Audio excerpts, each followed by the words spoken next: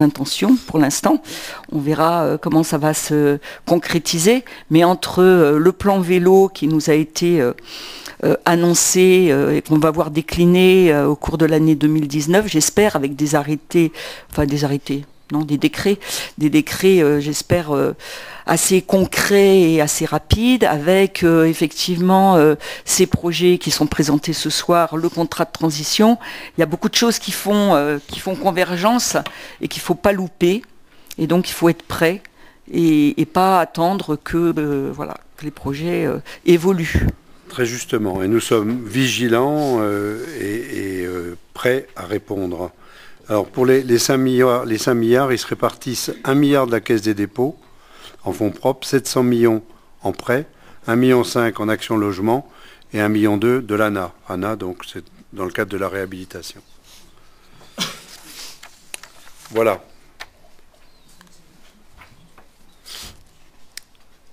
Bien, donc je mets cette délibération aux voix. Quels sont ceux qui sont contre, qui s'abstiennent à l'unanimité? Je vous remercie. Alors, Pierre Leroy va nous parler du rapport annuel sur le prix et la qualité du service public pour le traitement et la collecte des déchets. Alors, c'est toujours très frustrant de faire une synthèse de synthèse. On a quelques minutes. C'est donc une ultra-synthèse du travail, en effet, de plus de 35 personnes, mais aussi du travail des citoyens, des entreprises et des collectivités, parce que, mine de rien, derrière, c'est tout ce monde-là qui travaille. Donc là, vous avez le tableau sur le tonnage des déchets ménagers, parce que c'est en effet ce qui nous préoccupe, des déchets ménagers et assimilés, parce qu'il y a aussi les déchetteries, bien évidemment, qui sont concernées. En préalable, il ne faut pas oublier que notre territoire augmente en termes de nombre d'habitants. Donc ça n'apparaît pas. L'augmentation n'apparaît pas. Donc on peut se satisfaire des résultats. Entre 2016 et 2017, vous avez moins 1,8% d'ordures ménagères, malgré l'augmentation du nombre d'habitants. Des emballages ménagers, une augmentation de 4,6%. Du verre, une augmentation de 11,3%. Du papier, une baisse de 8,6%, mais qu'on explique. Des cartons, une augmentation de 4,6%. Un total des ordures ménagères et assimilées de moins 0,3%.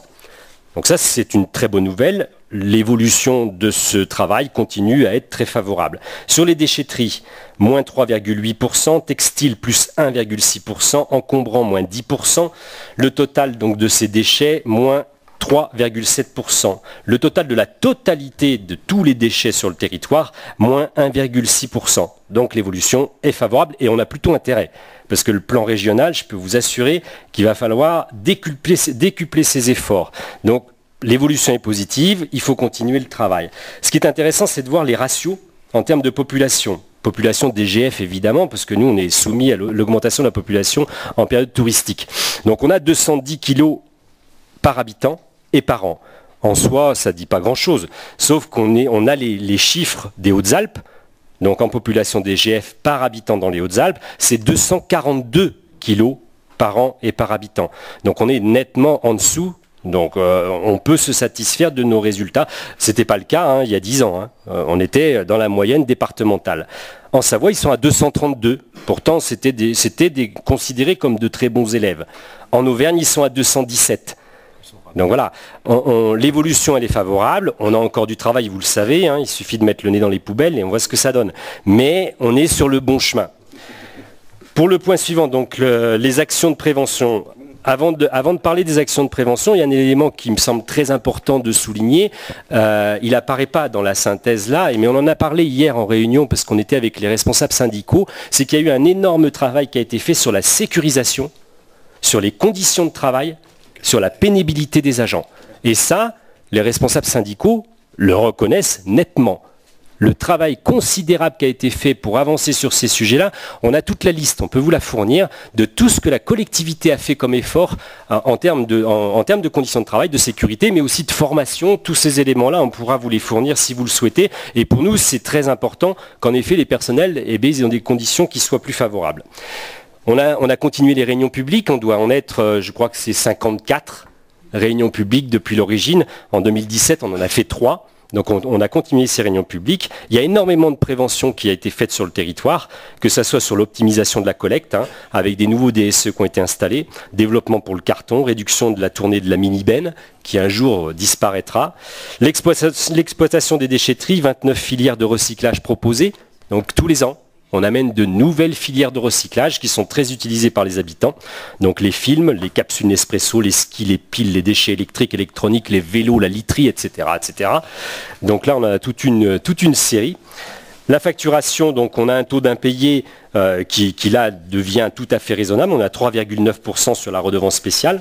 Sur les dépôts en déchetterie, 8%, ce qui correspond sur 248 000 € encaissés depuis 2013. Les actions de prévention, 800 personnes sensibilisées en direct au marché, les scolaires, les professionnels. Le compostage, vous savez, vous le voyez en particulier sur la ville de Briançon, mais aussi sur d'autres communes. 78 composteurs individuels qui ont été vendus en 2007, mais 21 sites collectifs qui ont été équipés. Donc là, quand vous descendez en bas de la gargouille, c'était une demande des habitants de la vieille ville. En l'espace de 3 mois, je crois, on s'était engagé, et bien on a mis ça en place.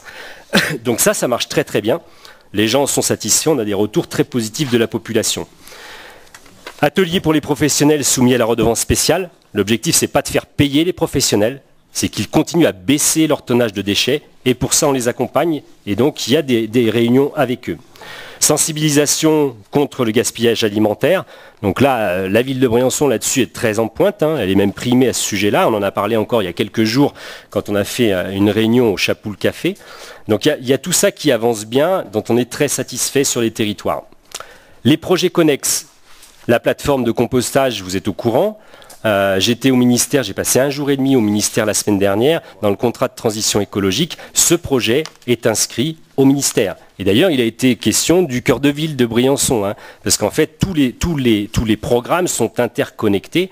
Donc on a travaillé sur ce projet. La Caisse des dépôts assure qu'elle financera ce projet.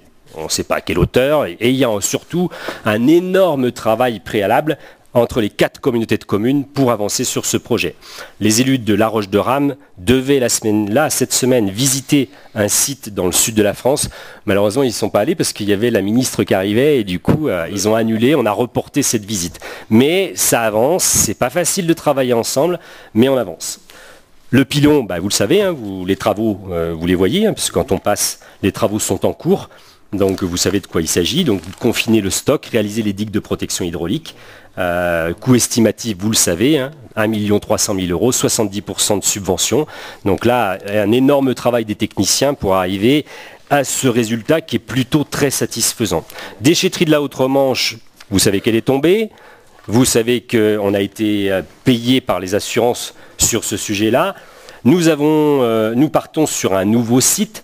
Il y a eu des réunions qui ont été faites avec les communes concernées, sachant que c'est vrai qu'on a trop de déchetteries, mais là, en l'occurrence, on ne peut pas, la Gravillard-d'Arène, le fait qu'il soit très excentré du territoire, c'est pas possible de laisser ce territoire sans une solution de déchetterie. Alors c'est une solution à minima, qui correspond à la fois aux besoins, puis à la fois à notre capacité de faire. Donc les travaux sont prévus en 2019. Les données financières. Donc vous avez le tableau qui suit. On a une augmentation des frais de fonctionnement, classique et normale, parce qu'il y a l'évolution aussi des salaires. Il y a quand même le Tour de France. Là, c'était en 2017. Donc on a une évolution des frais de fonctionnement. On a une augmentation des amortissements, mais ça c'est normal et c'est bien. Donc c'est l'intégration du bâtiment, les derniers DSE installés, les travaux en déchetterie. Une augmentation des créances et des titres, c'est le projet d'extension de la redevance spéciale qui se passe bien. On avait pris des engagements d'ailleurs auprès des commissions, on pourra vous en reparler, et là c'est très satisfaisant aujourd'hui sur l'extension de la redevance spéciale. Les recettes de fonctionnement, elles évoluent aussi. Alors il y a une baisse, mais vous le savez, il y a eu quand même 568 000 € de la déchetterie de la Romanche. Tous les ans, on ne nous donne pas 568 000 €. Donc c'était l'année dernière, c'est pour ça qu'on passe de 6 263 à 5 775. Mais sur la TOM, il y a une légère augmentation d'1,8. C'est pas nous qui avons voté une augmentation de la TOM, elle n'a pas augmenté depuis 2008. Nous n'avons pas voté d'augmentation de la TOM depuis 2008. Donc ça c'est clair, mais c'est l'augmentation de l'assiette. Les éco-organismes, alors il y a la redevance déchetterie et RS, les éco-organismes, les produits divers, le remboursement des personnels avec les maladies. Donc vous avez les recettes de fonctionnement qui évoluent de façon habituelle, avec pas de surprise. Donc les dépenses d'investissement sont en légère baisse, ce qui est de moins 5% entre 2007 et 2017, sur 750 000 € investis annuellement. En sachant que tout ça, c'est lié aussi à notre capacité de déployer les DSE. Plus vite on ira, mieux ça sera, moins on aura de frais. Donc ça, mais c'est un travail très compliqué, vous le savez, parce que c'est des négociations avec chacune des communes, et c'est pas simple. Donc on essaie de trouver les solutions les moins mauvaises. Mais c'est un gros travail des techniciens, et des techniciens des communes aussi, parce qu'on arrive au bout du compte à se mettre d'accord et à les déployer sur l'ensemble du territoire. À propos des techniciens, comme tous les ans, et encore cette année, moi je remercie les techniciens, je remercie les agents de collecte, et puis je remercie peut-être plus particulièrement cette année les agents des déchetteries, parce qu'ils font un travail considérable. Alors ils ont été formés aussi, mais on a des retours extrêmement positifs, peut-être vous aussi, régulièrement, de l'accueil, de l'accompagnement des personnes âgées, de l'accompagnement même des collectivités parfois, dans les déchetteries.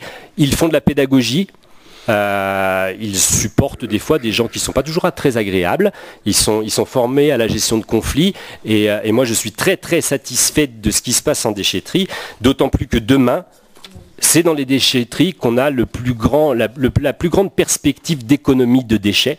Et là-dedans, on a des projets qui risquent de vous intéresser, dont on a parlé dans le contrat de transition écologique.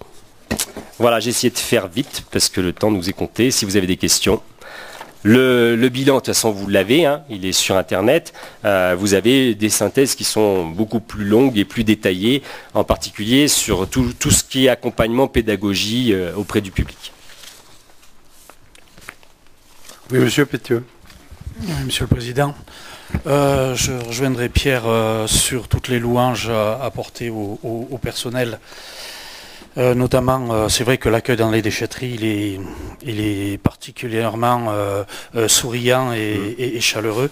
Par contre, je mettrai un petit bémol à ton bilan, et j'aimerais mettre sur la table un sujet à méditer.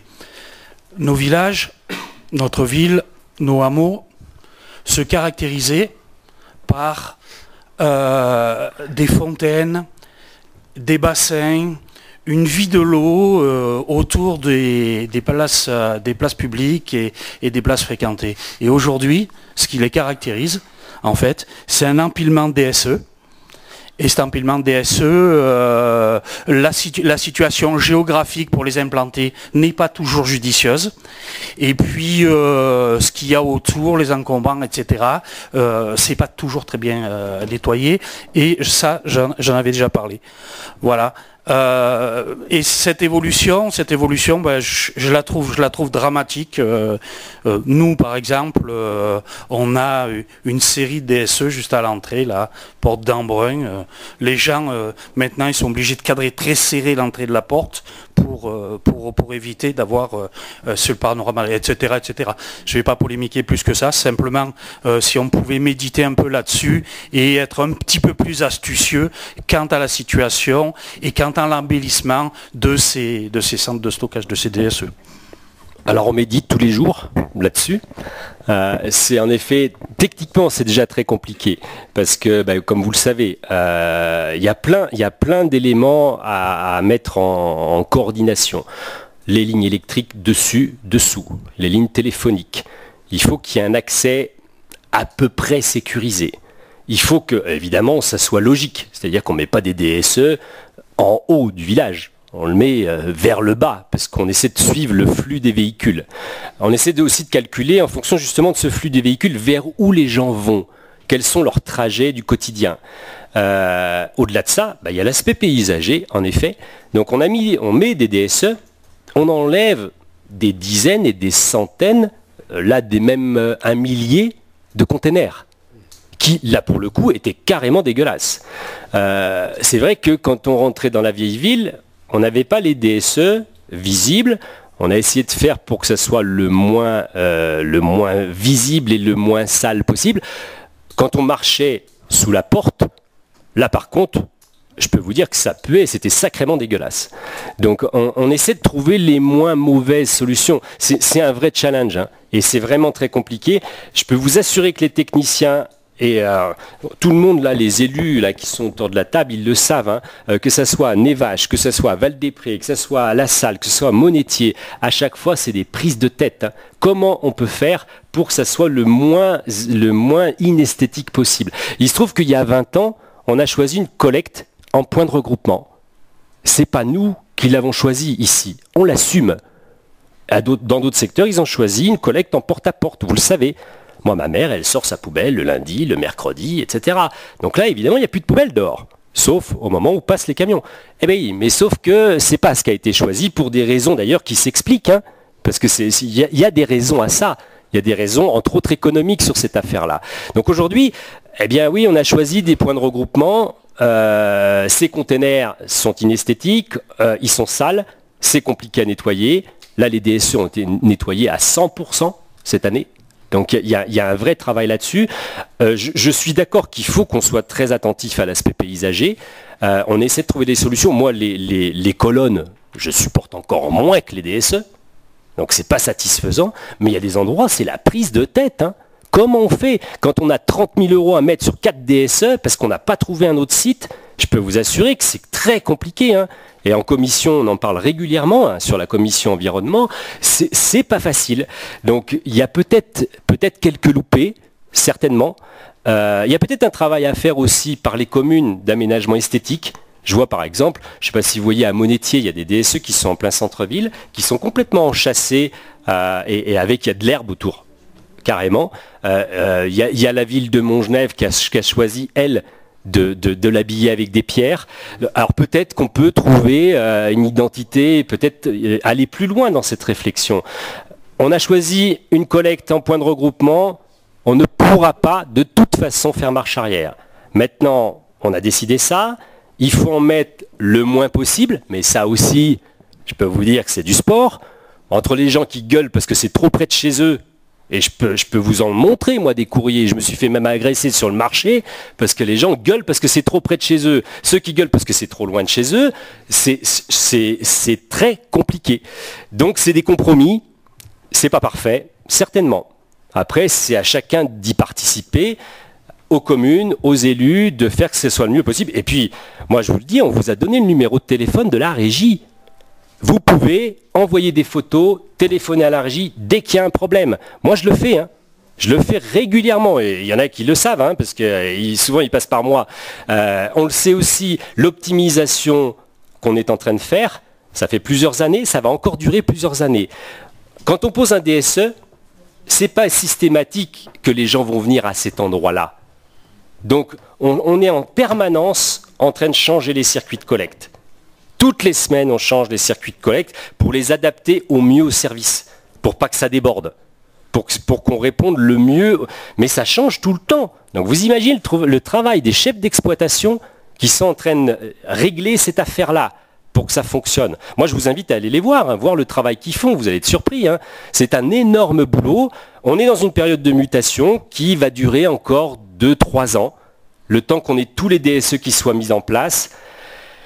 Après, je pense qu'on va un peu souffler, qu'on va y voir plus clair, mais esthétiquement, oui, je suis persuadé qu'on peut faire mieux.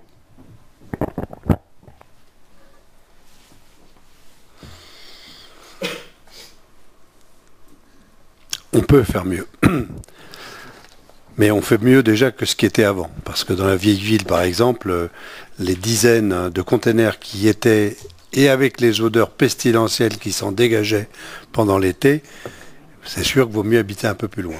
Alors c'est vrai que les DSE qui sont porte Dauphine ou les DSE qui sont en bas porte d'Embrun, c'est pas le sommet de ce qu'on peut faire en termes.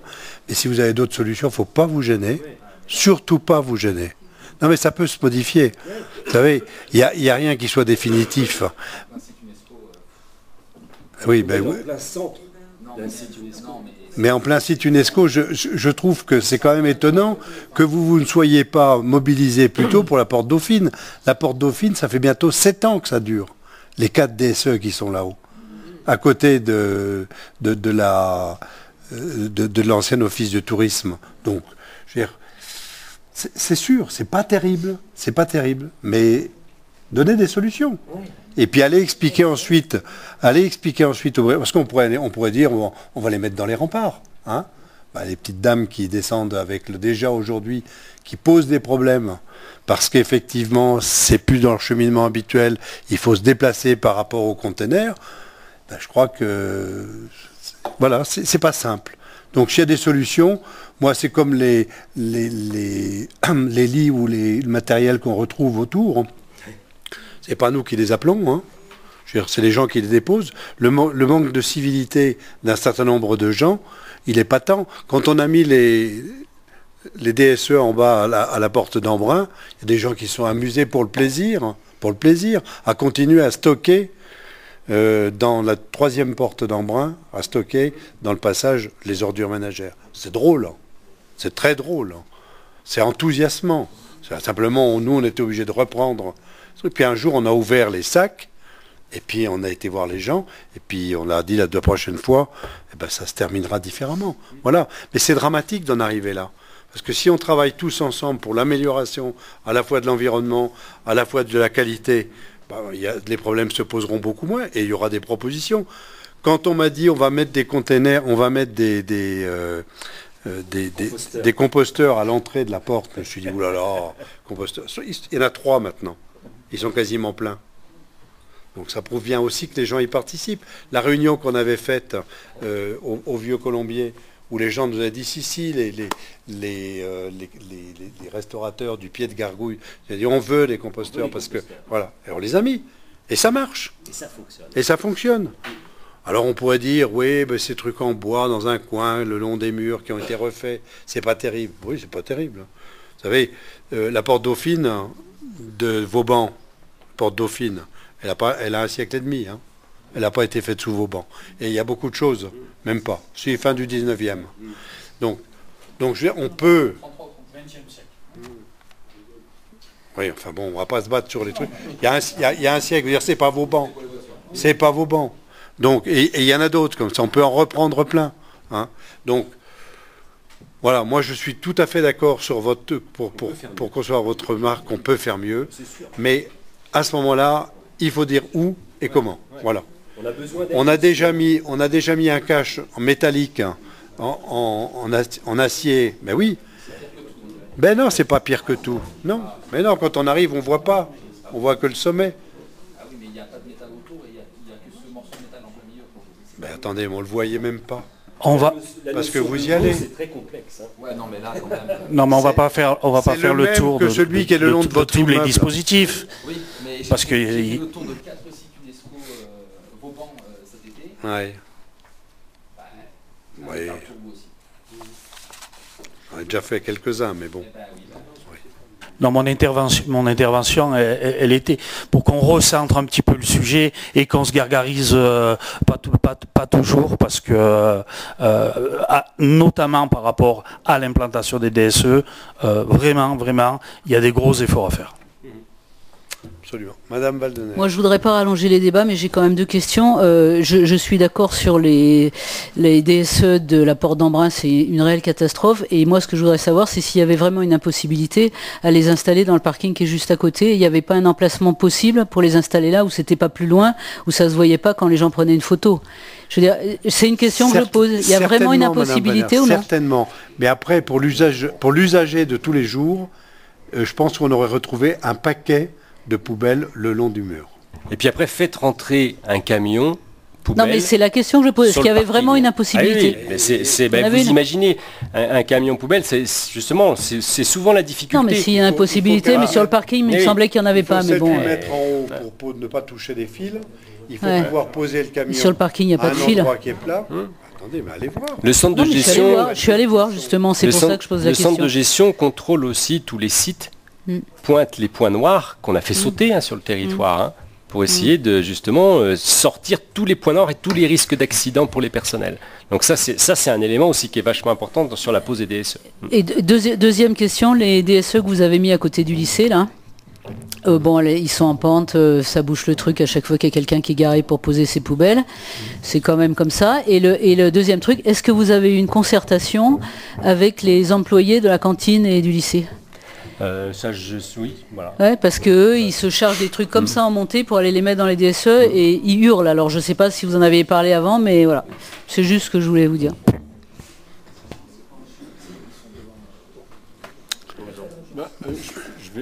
Puisqu'on a parlé de la ville, mais moi je vais vous parler de la montagne, puisqu'on va avoir aussi des DSE chez nous. Donc effectivement, c'est un problème, quand on change un système, ça pose des problèmes à tout le monde, à l'usager, et surtout à l'usager. Hein, mais je pense que les DSE sont relativement bien admis maintenant par la population.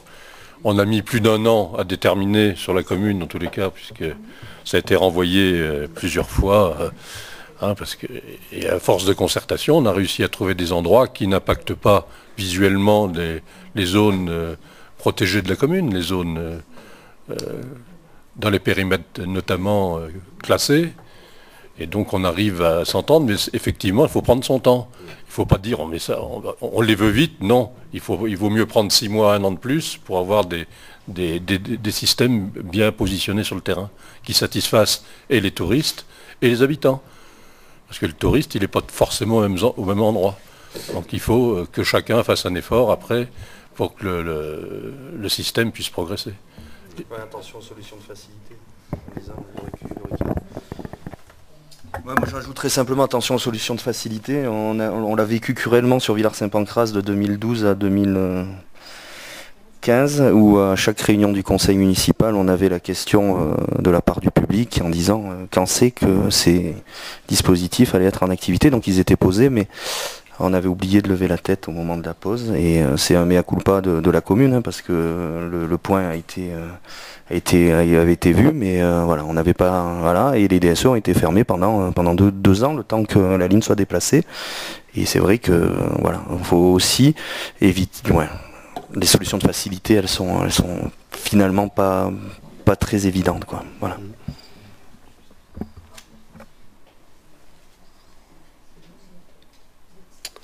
Bien.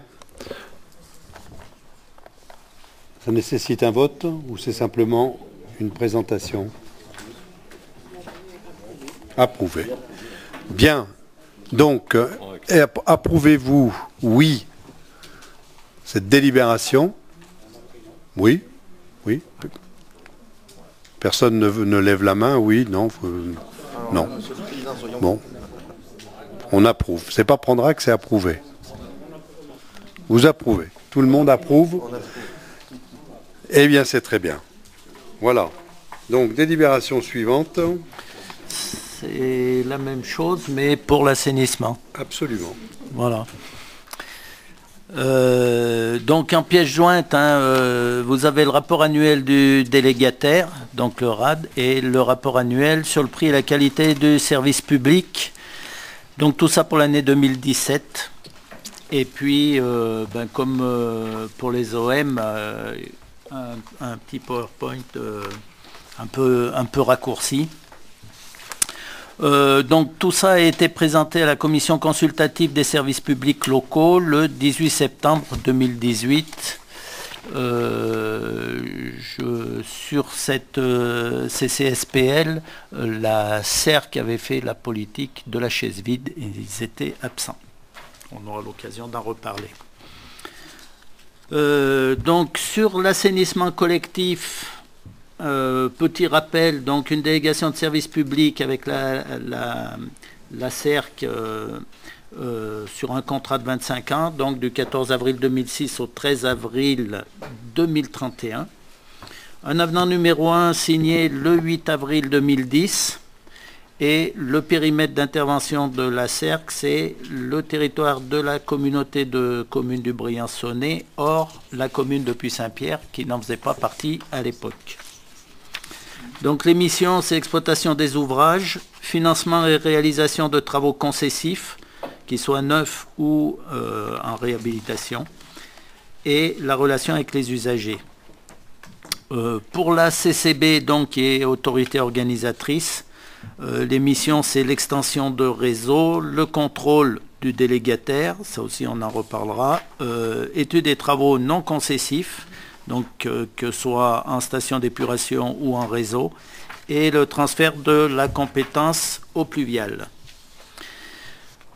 Pour la SPL ESHD, donc il y a un contrat de prestation de service depuis juin 2018 et les missions de la SPL, c'est l'entretien préventif et curatif du réseau de Puy-Saint-Pierre, puisqu'il avait été décidé de ne pas confier, de ne pas travailler avec la CERC sur Puy-Saint-Pierre.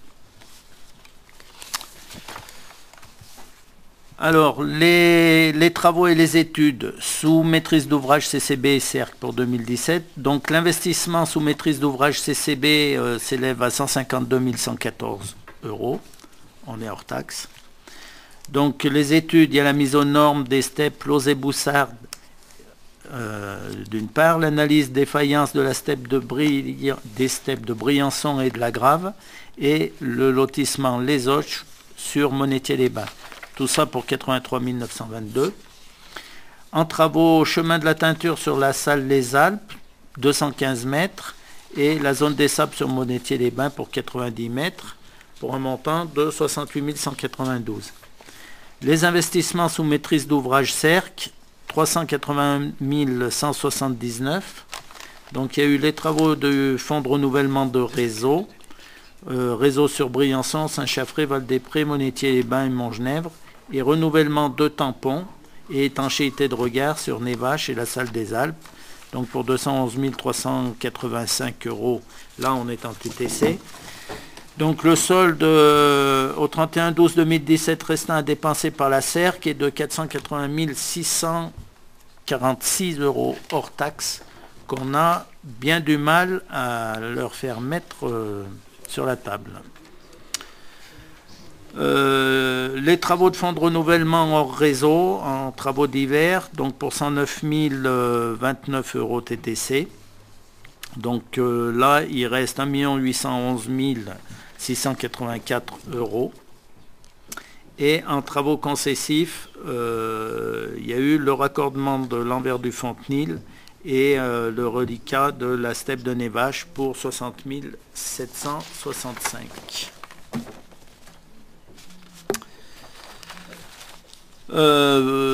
L'assainissement non collectif. Donc avant 2018, la gestion était en régie. Donc les missions, c'était diagnostic des installations, contrôle de conception et d'exécution, que ce soit des filières neuves et réhabilitées. Et depuis 2018, parce que c'était vraiment très très lourd pour les services, de la gestion en régie, c'était même quasi impossible. Donc pour le diagnostic des installations, on a un prestataire de service qui est le bureau d'études Acter. Et pour le contrôle de conception et d'exécution, on a conventionné avec IT05. Voilà, donc sur 2017, vous avez un graphique avec donc le nombre d'installations contrôlées, le nombre d'installations conformes. Voilà, et le nombre de contrôles annuels, on voit que dans la période où on était en régie, on avait vraiment du mal à le faire. Donc 320 installations contrôlées depuis 2008, dont 12 en 2017, pour un total de 84,4% d'installations conformes. Et 7 examens préalables à la conception et vérification de l'exécution et 4 diagnostics dans le cadre de vente immobilière. Alors sur le compte administratif CCB fonctionnement, donc les recettes de fonctionnement sur 2017, vente de produits et prestations 564 824. Donc la facturation PFAC, les surtaxes assainissement. Là on voit qu'il y a un différentiel par rapport à 2006. Vous avez l'explication à côté.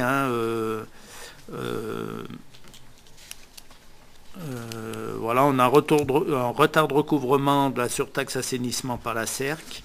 Et puis il y a sur La refacturation à la commune depuis Saint-Pierre, il y avait une refacturation de 3 semestres sur 2016.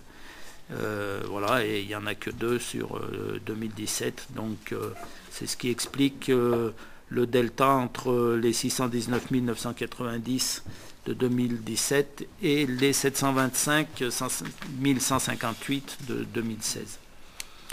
Donc sur les dépenses de fonctionnement, on retrouve le delta parce qu'effectivement on a payé aussi 3 semestres contre 2 à la CERC. Hein, donc sur le total, on est sur 2017 à 392 351 pour 437 640 45 centimes sur 2016. Voilà, alors un mot sur le contentieux avec la CERC.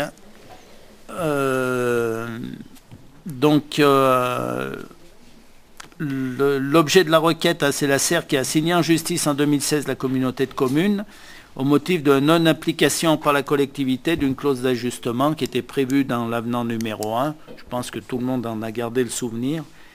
Et le délégataire a par ailleurs fait 2 demandes d'indemnisation au titre de 2015 et 2016 pour un montant total de 1,9 million. Donc le 26/8/2016, il y a eu le dépôt de la requête introductive d'instance par la CERC au théâtre de Marseille. En 2017, donc, la CCB a décidé de travailler avec le cabinet Adamas. Le 1er février, pardon. Le 19 juin 2018, il y a eu le rejet du recours de la CERC par le tribunal administratif de Marseille. Et CERC a été condamné à verser 2 000 € à la CCB. Et le 27 juillet, la CERC a fait appel de la décision. Donc là, on est actuellement à la cour administrative d'appel de Marseille. Voilà. Voilà pour ce rapport. En complément de ce que tu viens de dire dans le contentieux, je crois qu'il faut rappeler aussi qu'il y a un certain nombre d'actions aujourd'hui qui sont en cours, que nous, quand je dis nous, c'est Jean-Pierre Sevray, Sébastien, Pierre Leroy, les services de la CCB, la directrice et les services techniques. Nous nous sommes rendus le 30 mai 2018 de manière improviste pour visiter les ouvrages et nous avons constaté un certain nombre de choses qui ne sont pas très positives pour le travail qui y est fait. Nous avons découvert au cours de la visite, en questionnant l'exploitant, une situation anormale et même inquiétante compte tenu des dysfonctionnements que nous avons constatés à cette occasion et de leurs conséquences possibles. Nous avons ainsi découvert que les pannes d'alimentation électrique, entre guillemets, selon les dires de l'exploitant, entraînaient des arrêts complets du traitement de l'eau avec bypass des eaux brutes en rivière. C'est-à-dire que les eaux brutes passaient directement dans la rivière, c'est les truites qui étaient contentes. Alors que le débit nominal n'était pas atteint. Certains équipements semblent ne pas fonctionner correctement ou étaient à l'arrêt.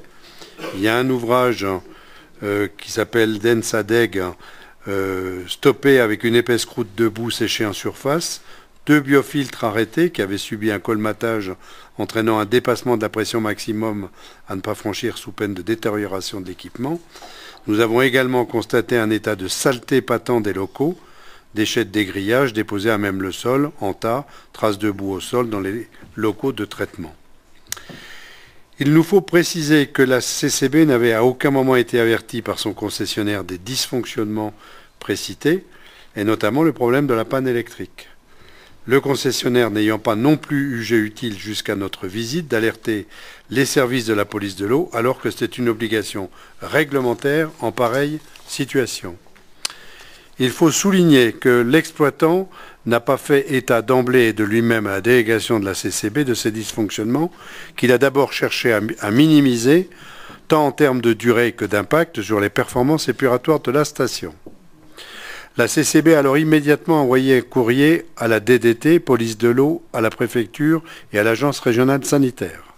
Ce courrier a déclenché une inspection des installations par la police de l'eau le 19 juin qui a sanctionné la CERC pour infraction aux obligations réglementaires en lui délivrant un avertissement judiciaire pour non-transmission aux autorités de contrôle des pannes et dysfonctionnements. Une deuxième visite a été organisée le 27 août 2018 par les services de la CCB, la directrice générale des services et la direction des services techniques. Une fois de plus, de nombreux dysfonctionnements ont été constatés par la CCB qui en a informé la police de l'eau. La police de l'eau a exigé par courrier que la CERC justifie les anomalies constatées, notamment les incohérences sur les mesures des volumes d'eau rejetés, sans traitement dans la Durance. En ce qui concerne les travaux concessifs, nous avons un refus de la CERC de réaliser les travaux prévus par le contrat, au motif que les tracés initiaux ont été modifiés. Il existe des modifications demandées initialement par la CERC qui exigent maintenant que les nouveaux tracés soient validés par avenant. D'autre part, le raccordement sur le réseau d'assainissement collectif des hameaux de Désières, Ventelon, La Grave, alors que l'arrêté de déclaration d'utilité publique a été notifié, ne sont toujours pas réalisés. Le raccordement des hameaux de Pramorel à Briand-le-Chazelet, c'est la même chose. Ces retards risquent à terme de faire perdre des subventions de l'agence de l'eau distribuées à la CCB. Enfin, le fonds de renouvellement des réseaux et stations. Le contrat de station prévoit que la CERC alimente chaque année un fonds de renouvellement afin qu'elle puisse financer les travaux de renouvellement des installations, conduites et équipements électromécaniques. Or, la CERC refuse d'engager les travaux malgré les demandes réitérées de la CCB, et ce alors que de nombreux réseaux ou équipements, pompes, etc. sont vétustes et nécessitent d'être renouvelés. En conséquence, le fonds de réserve grossit. Il est actuellement très largement excédentaire, plus de 2 292 330 € hors taxes disponibles au 31 décembre 2017. Cette situation est bien sûr profitable à la CERC, car il est probable que ces montants aient été judicieusement placés par le concessionnaire et produisent des intérêts. Je rappelle que la CERC nous a fait des prêts sur ses propres fonds de plus de 5% d'intérêt.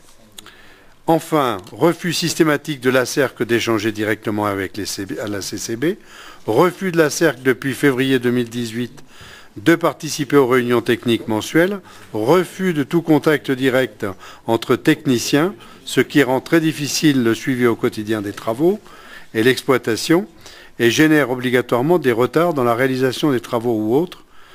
Et pour finir, plusieurs communes ont souhaité résilier la convention de facturation afin de la reprendre en direct avec le service de l'eau. De nombreux retards et dysfonctionnements ont été constatés à plusieurs reprises dans la facturation.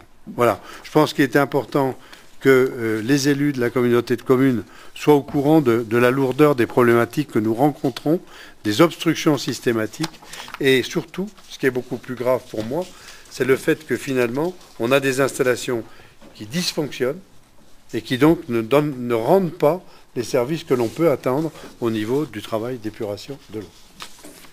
Voilà. Alors qu'on paye les taxes, bien entendu. Voilà, il me semblait important de vous communiquer ces éléments parce que nous allons rentrer dans des phases de turbulence avec la CERC dans les semaines, mois qui viennent.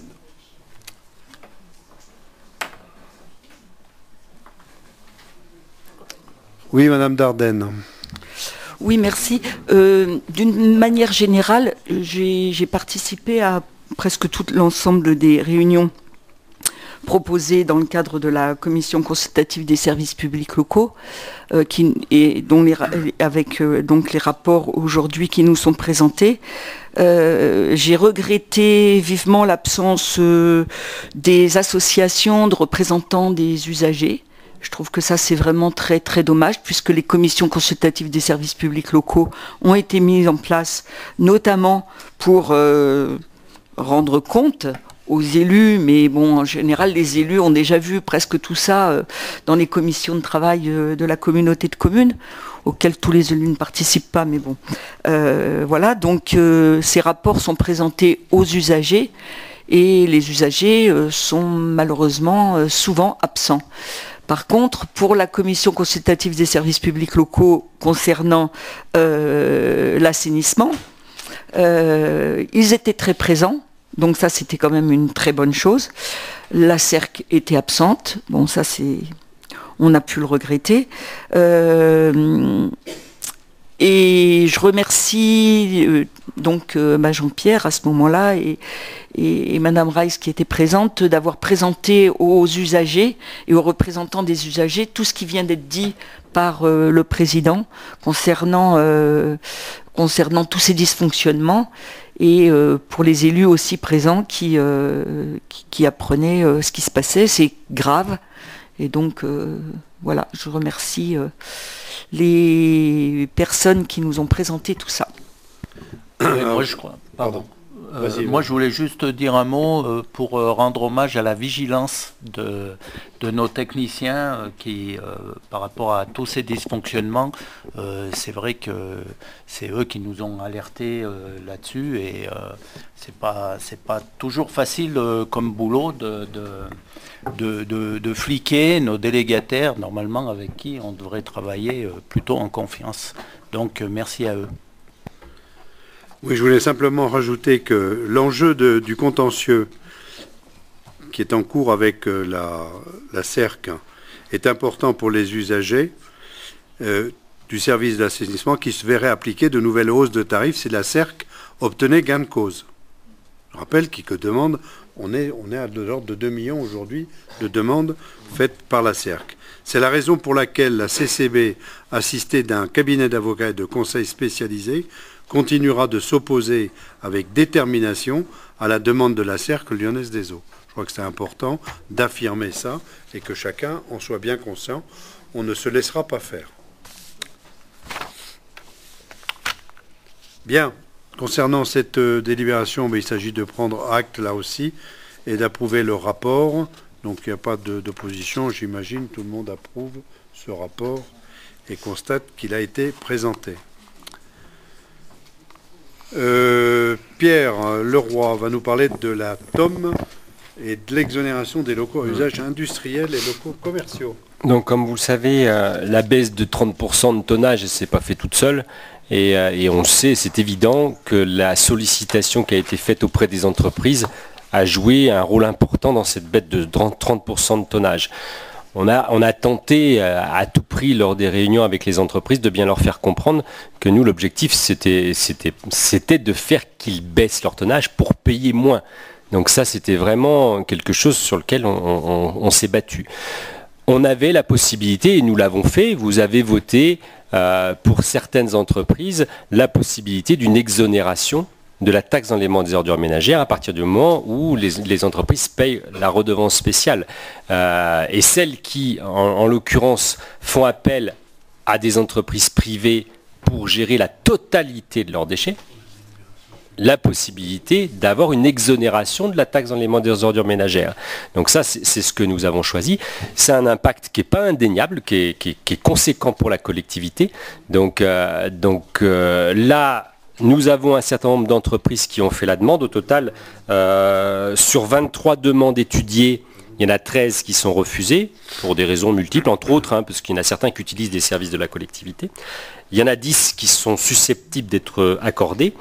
Mais cette affaire, c'est quand même des sommes conséquentes. C'est entre 100 et 120 000 euros. Donc c'est pas rien. Ce sujet a été évoqué en commission TEDD, il a été évoqué en commission AGF. Les deux commissions, j'insiste, les deux commissions, cela leur a posé un vrai problème quand même, parce que c'est des exonérations qui sont très importantes quand même pour la collectivité.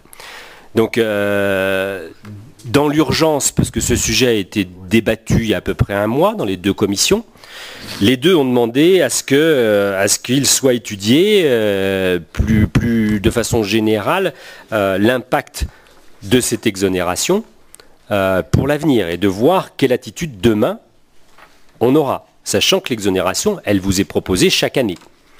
Nous n'avions pas le temps de travailler dans le détail cette affaire-là. Quels sont les impacts? Comment demain on peut faire autrement pour trouver le juste, parce que l'objectif c'est d'être le plus juste possible. à la fois pour les entreprises, à la fois pour la collectivité. Donc trouver le chemin le plus idéal. Donc là, il vous est proposé de voter l'exonération de ces 10 entreprises-là, qui ont amené tous les éléments nécessaires, hein.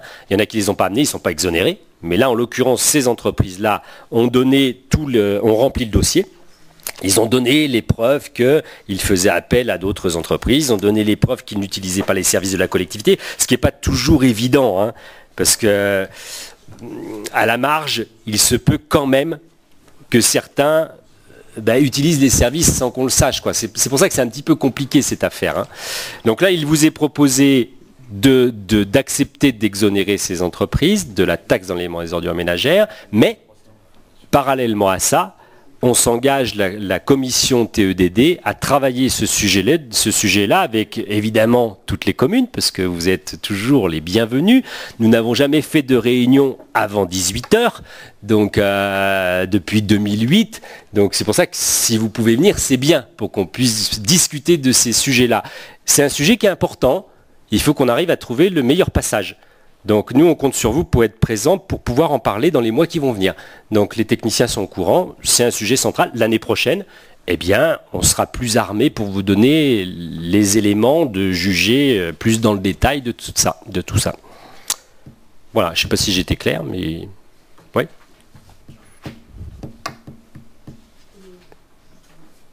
Madame Dardenne. Oui, au vu de ce que Pierre vient d'expliquer, justement, considérant que dans la délibération, il est indiqué, alors c'est peut-être complètement c'est anecdotique, mais vu l'avis favorable de la commission TEDD, on n'a pas donné un avis favorable. Je ne sais plus quelle est la formule qu'on a utilisée. C'était réservé. Et parce que justement, on s'interrogeait sur le bien fondé de cette exonération et d'avoir plus d'éléments pour se positionner, pour comprendre pourquoi ces entreprises passent par d'autres prestataires et si l'économie qu'elles réalisent est vraiment conséquente, compte tenu quand même que la collectivité, donc nous, on met en place un service qu'on paye. Donc voilà, donc on s'est posé toutes ces questions et donc l'avis n'est pas favorable, il était réservé. Oui, et juste pour une petite anecdote, la commission AGF avait souhaité effectivement que soit étudiée la possibilité d'arrêter ces exonérations à partir de 2020. Voilà. Mais là, on s'est dit, le temps étant très contraint, entre la commission qui a travaillé sur ce sujet, les deux commissions qui ont réfléchi, on n'avait pas tous les éléments parce que c'est très compliqué.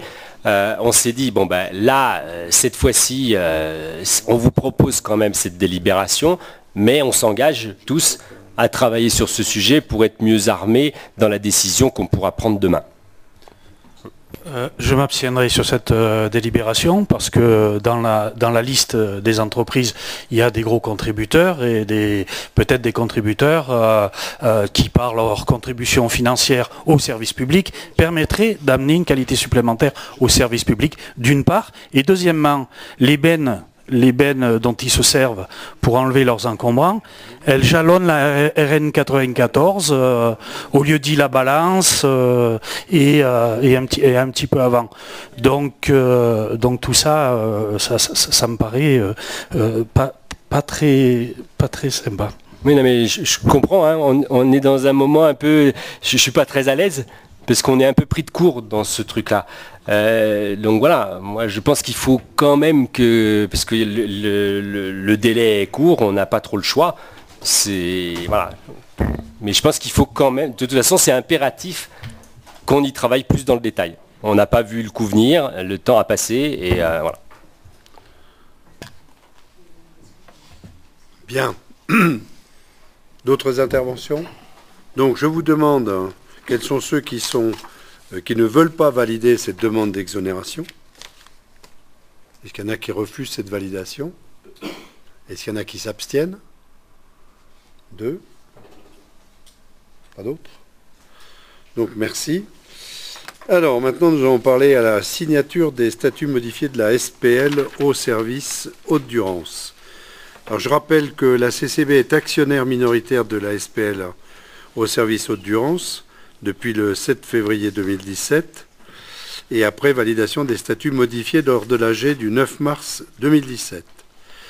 La participation de la CCB au sein du capital de la SPL-ESHD a été nécessaire pour la réalisation des études préalables au transfert de la compétence de l'eau potable. Je rappelle que nous avons fait une étude des réseaux, mais que nous n'avons pas été au-delà pour l'instant, en tout cas. En septembre 2017, la commune de Névache est entrée dans le capital social de la SPL. Le conseil communautaire du 25 septembre 2017 avait autorisé le président de la CCB à signer les nouveaux statuts. L'acquisition d'actions supplémentaires avait été nécessaire afin de conserver 5% minimum du capital social. En juillet 2018, la commune de La Grave a fait part de son intention de rentrer au sein de la SPL-ESHD. L'Assemblée générale extraordinaire du 18 juillet a approuvé son adhésion. De même que pour la commune de Névache, les nouveaux statuts de la SPL doivent être signés par l'ensemble de ses collectivités membres. Par contre, il n'est pas nécessaire d'acquérir de nouvelles actions pour maintenir 5% du capital social. La commission AGF du 6 septembre a émis un avis favorable et le bureau des vice-présidents du 10 septembre a lui aussi émis un avis favorable. Donc il vous est demandé de m'autoriser à signer les nouveaux statuts de la SPL-ESHD.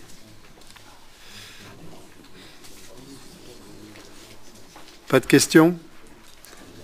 S'il n'y a pas de questions, je mets la délibération aux voix. Y a-t-il des votes contre? Des abstentions? Oui, monsieur Viaujas, 2. 2 abstentions. Attribution du marché de prestations de collecte, transport et traitement des déchets ménagers, Pierre Leroy. Donc, vous le savez, on a une régie, mais la régie, elle assure pas tout, les services concernant la gestion des déchets. On a encore un prestataire, là en l'occurrence c'était Veolia qui faisait la prestation. Donc on arrivait en fin de marché. Donc il y a eu un appel d'offres ouvert qui a été réalisé d'une durée de 5 ans. Il y avait 4 lots qui étaient proposés. Mise à disposition de contenants transport et traitement des déchets inertes, déchets verts, encombrants, bois, ferraille, carton et pneus collectés en déchetterie. Le lot numéro 2, mise à disposition des contenants transport, traitement des déchets dangereux des ménages collectés en déchetterie. Le 3, collecte des points d'avoir volontaire des conteneurs semi-enterrés de verres et journaux, revues, magazines, transport et traitement de ces déchets. Et le lot numéro 4, transport, traitement et valorisation des ordures ménagères résiduelles et des emballages ménagers recyclables issus du quai de transfert de Villars-Saint-Pancras. Donc la consultation elle a été lancée le 17 mai. Et ensuite, les résultats. Donc l'entreprise qui présente le meilleur marché, c'est l'entreprise Alpes Assainissement, pour un montant estimé de 563 299,20 € pour le lot numéro 1. Pour le lot numéro 2, c'est aussi c'est Alpes Environnement, à Perhuis. Donc là, le montant estimé il est de 40 481,10 €. Pour le lot numéro 3, Alpes Assainissement, donc comme le premier lot, à Tallard. Donc là, c'est 151 813,35 €. Donc il vous est proposé d'autoriser le président et son représentant à signer le marché de ces 3 lots. Le lot numéro 4, est déclaré infructueux pour motif d'intérêt général. C'est son coût. Son coût est d'après nous surévalué. Donc là, il vous est proposé de donner pouvoir au président de lancer une nouvelle consultation dans le cadre d'une procédure concurrentielle négociée avec la seule entreprise qui a présenté une offre initiale pour le lot numéro 4. Voilà. Oui, M. Bétieux. Oui, Monsieur le Président. Donc je ne prendrai pas, part au vote pour cette délibération. Pour les motifs suivants. Déjà, c'est des délibérations qui sont mises sur table à hauteur de 756 000 € presque pour l'ensemble des 3 lots. Comme ça, à la dernière minute, la note de synthèse est à peine succincte et on n'a pas le temps vraiment d'avoir une appréciation. Et puis, on nous signale sur la délibération qu'on nous met en annexe le processus procès-verbal de la commission d'appel d'offres, ce qui nous permettrait peut-être de nous éclairer un petit peu plus. Je le cherche, je ne l'ai pas. Celle-là et la prochaine c'est le même ordre, donc je ne prendrai pas et je trouve ça inadmissible.